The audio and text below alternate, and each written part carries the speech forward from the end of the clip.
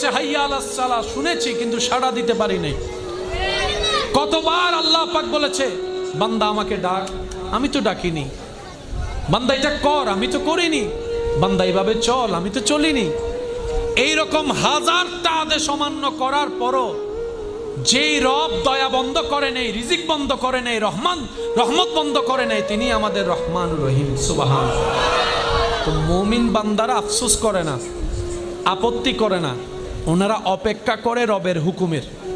ওই রবের হুকুম আসা পর্যন্ত অপেক্ষা করার মাঝখানে যে রাস্তা, এটার নামেই সবর, এটার নামেই ধৈর্য। বলেন না সুবহানাল্লাহ। ওনারা সবরের রাস্তা দিয়ে যায়, শুকরের মাধ্যমে নিয়ামত নিয়ে আসে।